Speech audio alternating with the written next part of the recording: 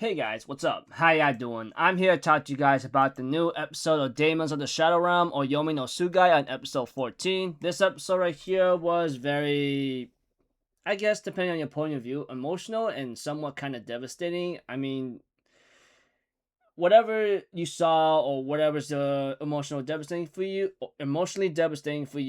it's on the perspective. But for me, it felt like it was emotional and kind of somewhat devastating for me because Yuru, his entire life was based on a certain lie, and there was no one he could trust in that village. And I'll get to that just a moment, okay?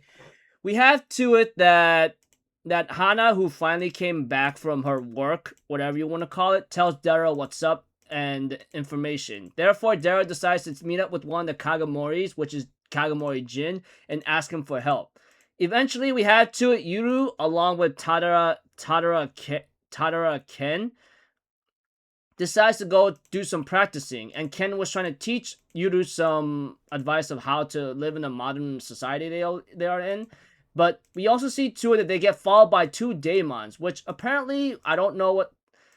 I forgot what they are, but they seem humanoid and they look like aliens, if anything. Space aliens, and they speak in a language that no one seems to understand.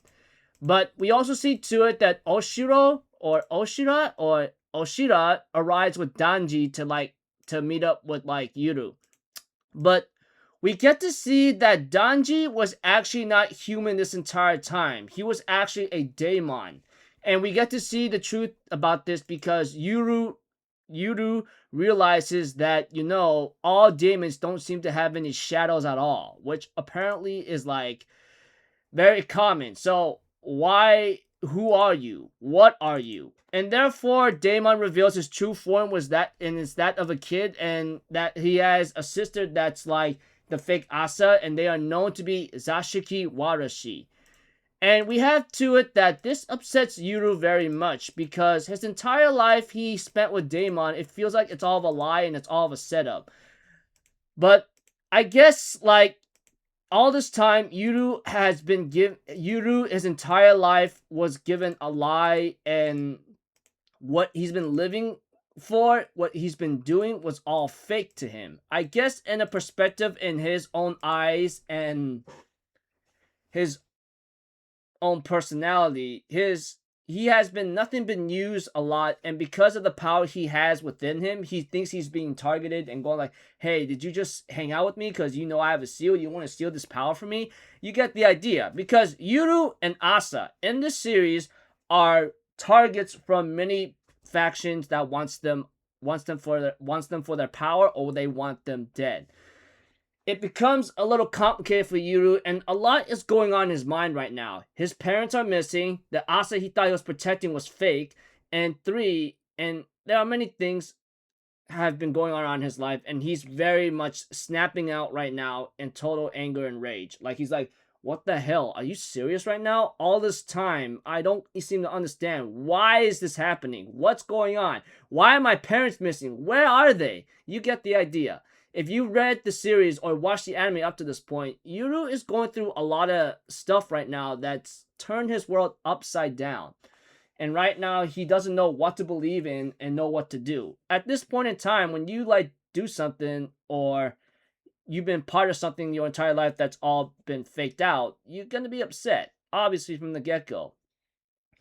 So Yuru snapped out. He kind of yelled at Danji, who he thought was his human friend, but it was a daemon that was right next to him his entire life. And this daemon Danji, or whatever his real name is, was trying to say, hey, I really want to be your friend. In other cases, I was ordered to protect you. And the one who I call my mother is my master.